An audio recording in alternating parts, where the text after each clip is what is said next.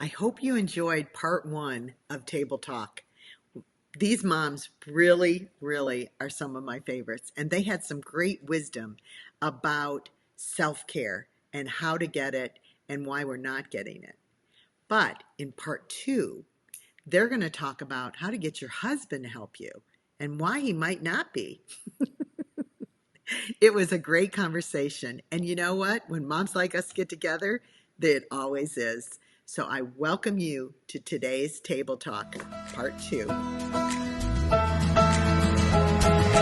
Welcome to the Moms Like Us podcast, where moms just like you learn strategies, systems, and skills through expert interviews and real-life insight designed to take your marriage, mothering, and home to the expert level.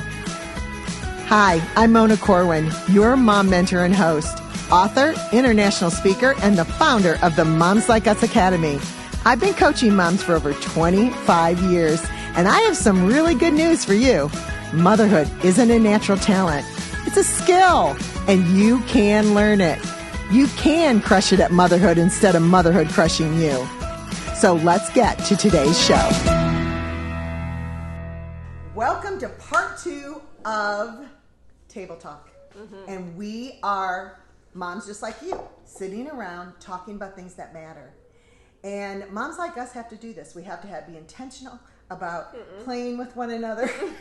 We are going to have a talk about a word that we've been using in our Mom Like Us. Like, moms use this word a lot, and it is a real common word, and it's called being intentional. There are words that we use to identify, and self-care is one of those things.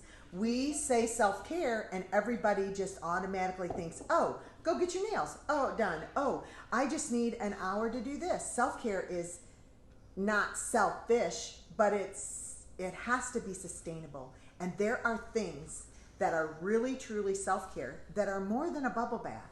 They're more than a glass of wine with your friends. They're more than a bachelorette. They are intentional. We talked about those things in part 1 and why self-care is so good. Now, this time we're going to talk about how we can weave self-care into our lives and some ideas to do just that.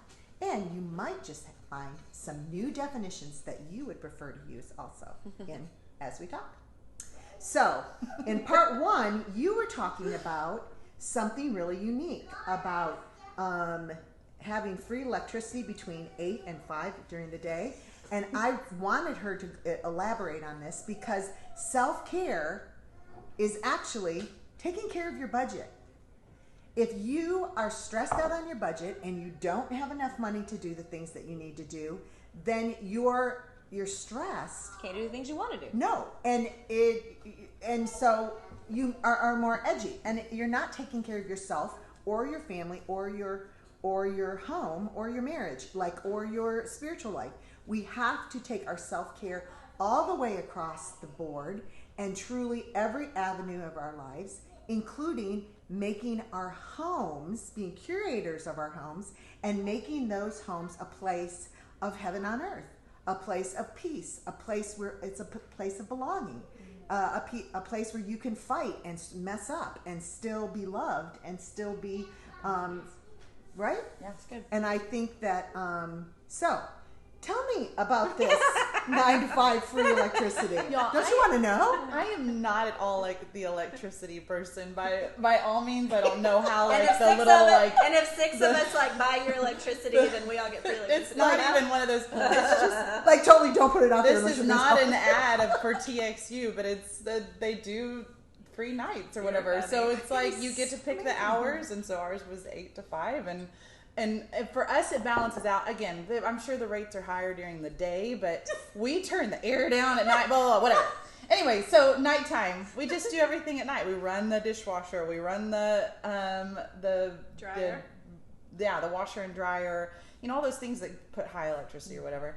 And then again, first thing in the morning when everything's still kind of at peace from the night of sleep, that we've had, is when I can unload the dishwasher. It takes 5 minutes tops, and then I can unload the laundry, and that takes or fold the laundry, and that takes again maybe 5 minutes tops.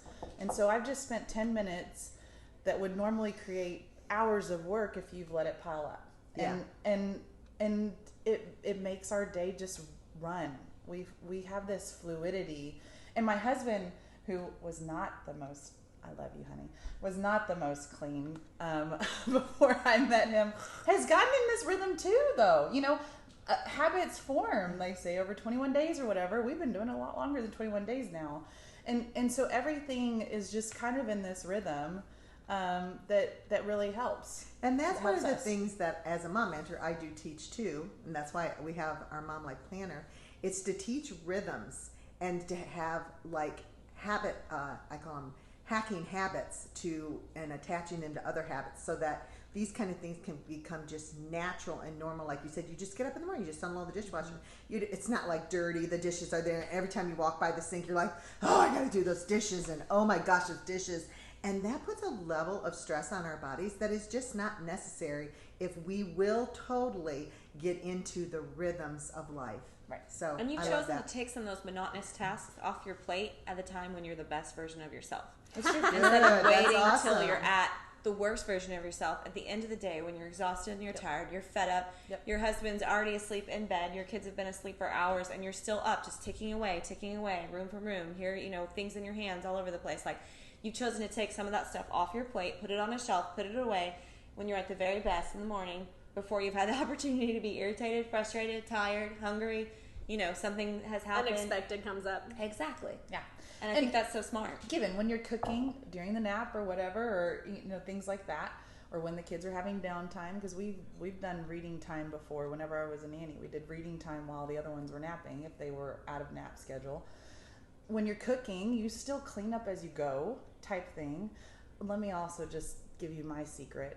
If you're having one of those weeks, Costco, they make good pre-made meals. So does Market Street. Sorry, Market Street is the pre-made. Yes. Yeah. Get yourself a pre-made meal, folks, and it still could be healthy, but it's there, and you're able to quickly put it together. But the time to do that, the time to figure that out, is not when you're stressed out. It's not when it's 5:55 and you're having dinner at 6. You need, like in the back of the Mom Life Planner. Yeah.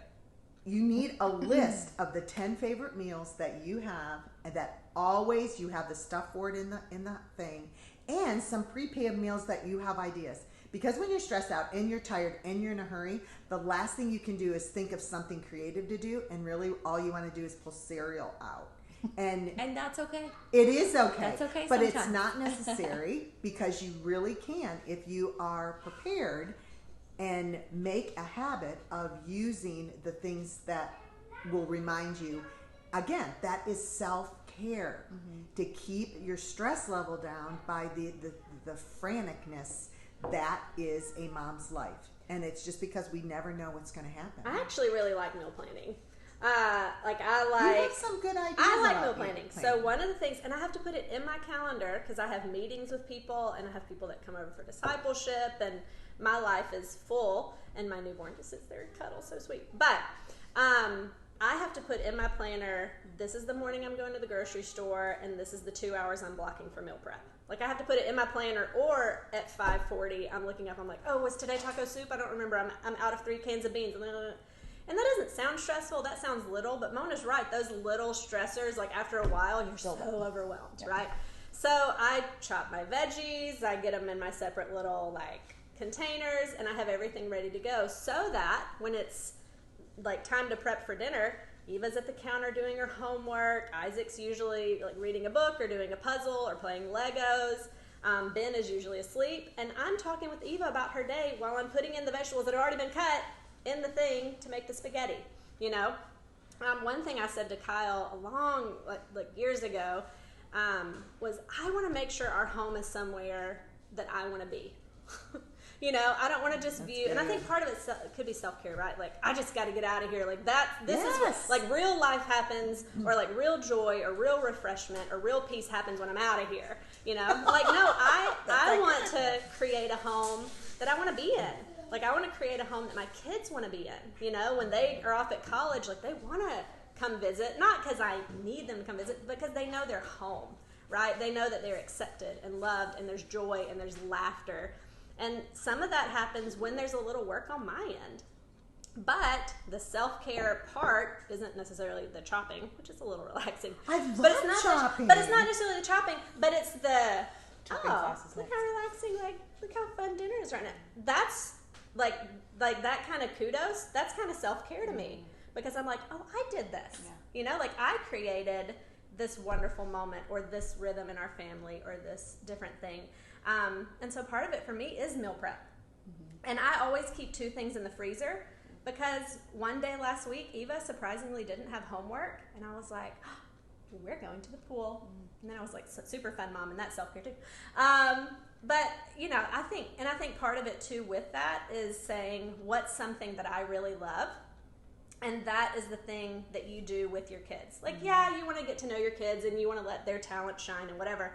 But, you know, I know for me, like my mom always cooked growing up. And I love being in the kitchen with her and I love being beside her and I love like helping my grandmother set the table. And like that is a very big part of just my growing up. And my kids love to cook with me. My kids love to bake. And they, you know, they'll make the deviled eggs while I'm like cooking something in the kitchen. And that is fun for us. You may say, I hate cooking. Then do a freezer meal, and if your thing is art, let the kids be coloring at the table while you're sticking in the freezer meal and talking to them. You know, so I think part of self-care is going, who am I? What do I enjoy? And how can I translate that to be an enjoyable life for us? You know, not just that life happens when I finally get away and that's when I'm cared for, but I'm also cared for in the company of my kids. I love their company. They're so funny to me. Like Isaac this morning, he was sick. Please don't call the truancy people. But he was like, my throat hurts. I just need to be home today. And I was like, does it really hurt? He was like, oh, I can barely talk. Don't worry. As soon as my mom took Eva to school, because my parents are in town for a few days, as soon as she took Eva to school, his voice miraculously came back. Because he talked for 1 hour with his little binoculars on. He's 5, about every bird that he'd seen the last 10 minutes. Like, so cute. I love him. Like, I love his company, you know? Like, I don't feel like I have to get away from him. But some of the hard work is disciplining your kids and like training your kids and helping your kids, because if they are the kid that's screaming and having a meltdown all the time, you probably are pulling your hair to get out of the house nonstop. But do some of the hard work of caring for them and helping them, and then y'all can enjoy each other. Does that make sense? Well, yeah, it does. But I also think that some of those tantrums and things like that are happening because we have poor expectations for our kids. Some of our kids need to get out.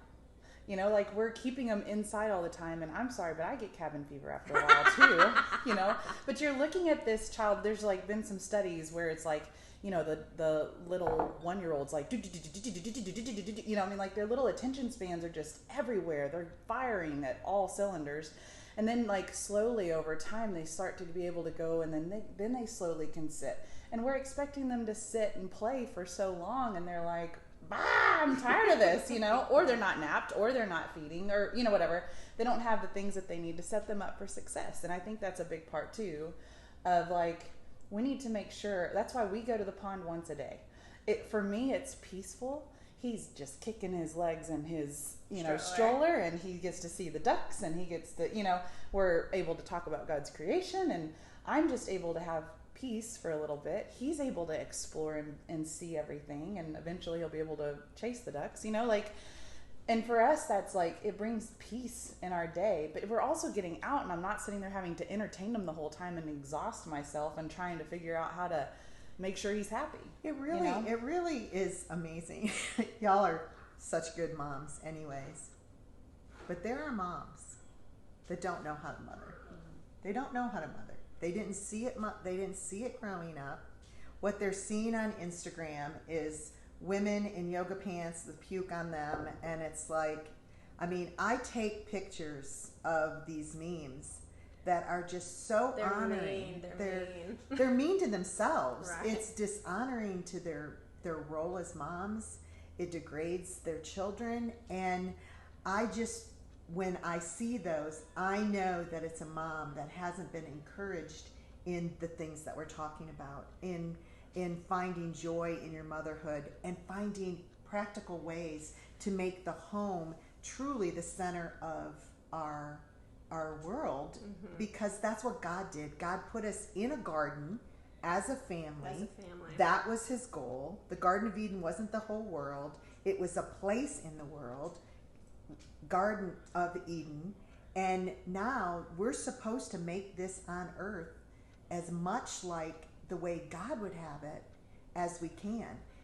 It's not, let's go out into the world to do the most important work, and then we come back here and we shower and we eat something quickly and we hugs and kisses, homework, sign papers, and everybody get ready, because tomorrow we're doing the important work that's outside, the real important work that's outside of us. No, the important work is in here.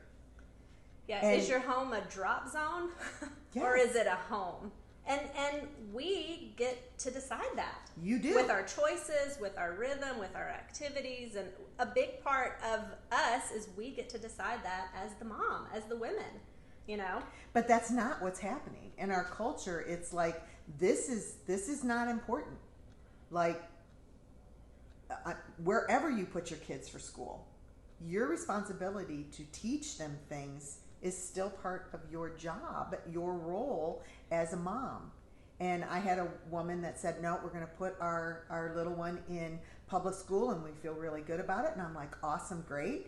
And she said, but they're not going to get chapel and they're not going to get this, the stories and the religious classes. And I'm like, that's not anybody's job. That's your job. Yeah. And she looked at me and she said, oh. And I said, baby, you're supposed to be like homeschooling the religious part of their life. And no matter where they go to school. No matter where they go to school. Yeah. And raising them up with character and everything. And this is a full-time role for moms and dads. And it needs to be happening in the home, which is why I don't believe we're homemakers. We're not housewives. We are curators of our home. We are curating what happens here and what will grow here. And little mama, if you don't know how to do these things, then you need to find a type of student that will. Yeah, you need to learn. Hard. Yeah, and Most of you have college degrees, MBAs. Don't tell me you can't read a recipe. You can't. Fail fast, learn, and then make something else. Or go to Mark Street. And I always think of, what do they say? Be careful how you talk to your kids. It becomes their inner voice. Yes. You know? And I was so blessed. I know I am so blessed that my mom is amazing. You know, like the first word I think of when I think of my mom is my biggest cheerleader. Like this morning, like I said, they live overseas, but they're in town for 3 or 4 days. I'm wearing shorts and a shirt, right? Nothing too exciting. She's like, oh, you look so gorgeous. And I was like, oh my gosh, why don't you live in the toy room? Like, why don't you just live here? You know? And she's like, can I feed Ben this morning?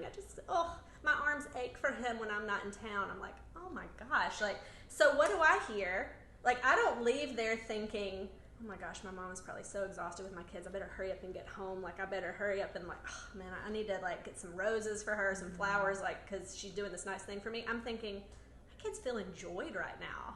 Like, my kids feel cared for right now, you know? Like, my inner voice, when I step into a meeting or when I step in somewhere, several times, is I'm like, I'm Bob Kendrick's daughter. I can sit at this meeting like anyone else can. Right? And don't we want to give that gift to our kids? Because one of my friends, like, every time I'm around her, she's in front of her kids, she's like, oh my gosh, they're getting on my nerves so bad. I got to get out here. I'm like, that's their little inner voice. When they walk into kindergarten, we're kidding ourselves if we don't think that they're like, I don't know, would anybody want to play with me?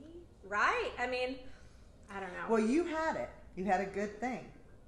You got good self-talk going on. Me and you didn't have that. You want to address that for the moms that didn't have that and they might not even realize they're doing it? Well, I think what struck a chord with me when you were talking about how moms aren't really doing this, I feel like a lot of times it's because you did grow up in an environment that wasn't like that. And so you want to get out of there because you feel like a failure at home. You feel like a failure in your marriage. You feel like a failure when you're raising your kids. You don't want to be home and you don't want to be with your kids because it just makes you feel bad about yourself. It makes you feel like a failure. And so I think you just got to take a deep breath and realize that that's not true, and go back to what I was talking about earlier, when what you're allowing as part of self-care is knowing that identity in Christ. What are you hearing that you're believing? What are you allowing to be spoken over you? What are you allowing yourself to tell yourself? Yeah. And just being cautious of the fact that there are some things that maybe you're hearing and believing and saying to yourself that aren't true. And that for me, it was just saying, I don't know how to do this. I didn't grow up in a home where I saw a mom that was present and there and she just worked all the time. My mom was a single parent. My dad wasn't around. She did the best she could, and I appreciate that. But I didn't have that culture. I didn't have that curator, that home that was full of peace where I felt loved and supported and cared for. And so reaching out and finding somebody like Mona, finding someone that can mentor me and saying, I don't know how to do this. I don't even begin to know how to do this. And it's going to really be starting at square one. But I'm teachable, and I'm willing to learn. And I think that's just recognizing that, just a humbleness that I'm not above being told that that's not how you do that, or that's not what you're supposed to be doing, or you need to change this, or you need to learn how to do this, and just being willing to take it back to the Word of God and just stay in a place of just having a humble heart and being teachable and being willing to learn, being willing to say, what else do I need to know? What else do I need to learn? Where else can I get that information? Who else knows about that? Where can you find a book about that? Who's teaching a class about that? Where do I see this being modeled? And like I was saying earlier, when I look at Mona's life, it gives me hope, because I can say, okay, I see a marriage that is being prioritized and being put first, being modeled for me. I can learn from that. And the same thing for my children. Maybe I don't know how to show them that, but I can at least put them in an environment where they can show that until I learn how to do that. And I just think it's about staying humble and just recognizing that I don't know. But there's someone out there that does. It's the being teachable part. Like whenever we look for someone that we're going to spend our time discipling, we say, are they faithful? Are they available? Are they teachable? And those are the three things that we look for. And do we think that what we are doing in our home is important enough to be faithful to the Lord, to be letting Him fill us up continually and teaching us? Are we available, or are we on Facebook in the other room, like dreading that we have to be around? And are we teachable to find a mentor and to be vulnerable with friends and to say, like, I remember one of my best friends in New York is hands down one of the best moms you'll ever meet, as far as like she even had like little kids at her house that she would teach. She was so amazing.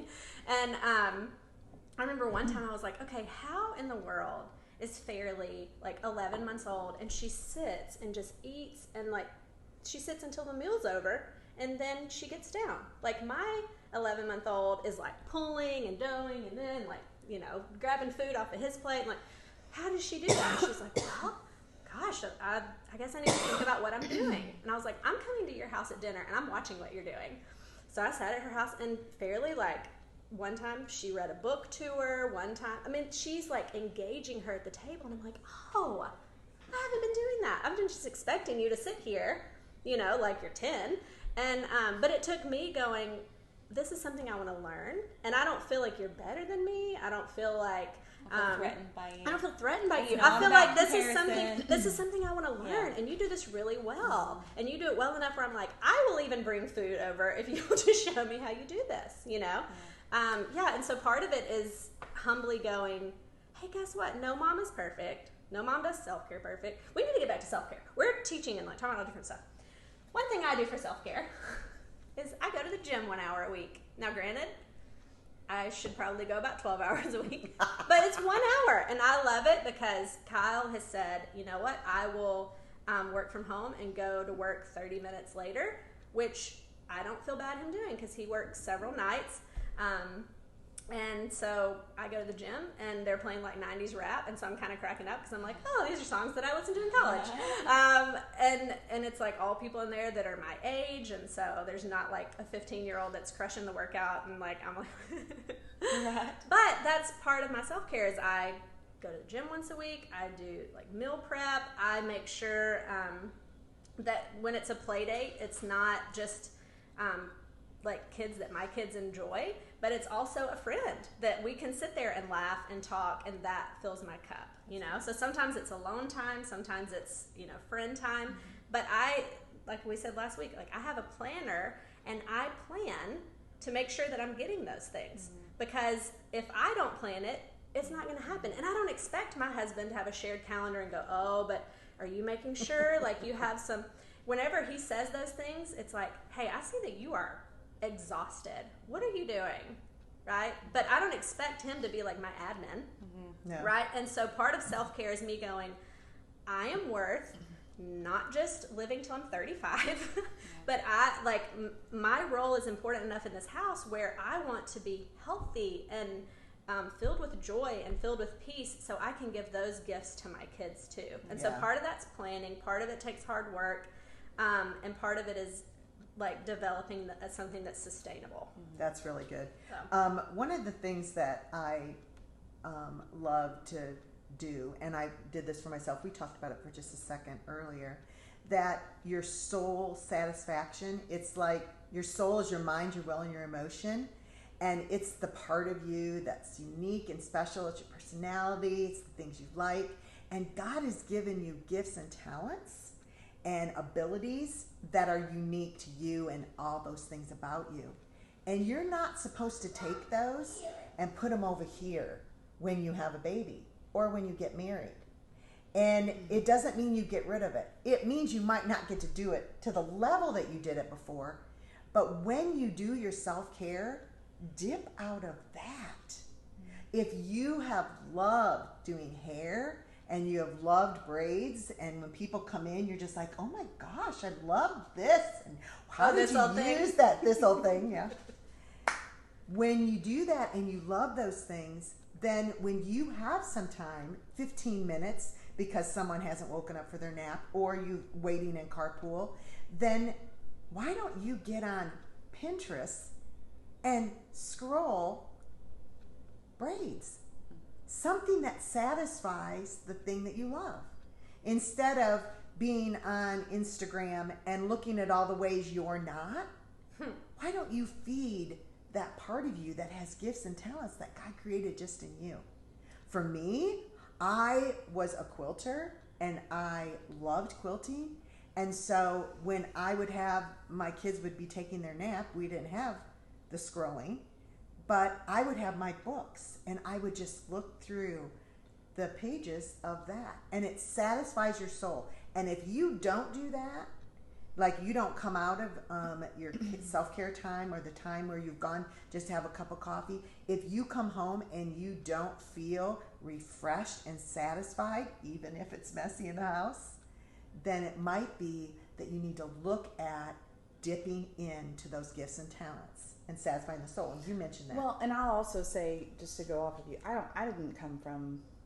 came from a broken home, you know, divorced family, etc. Yeah. And I will say to you, mama out there, that the one that feels like you are this ball of mess. That's all you are right now. You feel like everything's just, and how do I even untangle any bit? It takes one little strand at a time. You can't untangle the entire thing all at once. And it takes healing from that brokenness of that, and almost accepting this was my narrative. But God's got such a greater narrative for all of us. And he's all about redeeming, and he's all about healing, and he's all about, but those things take time. Give yourself grace. You know, give yourself some grace. I was just about to say give that. yourself, and I do think that that's probably for most of us the biggest self-care we could do is to spend some time healing our soul.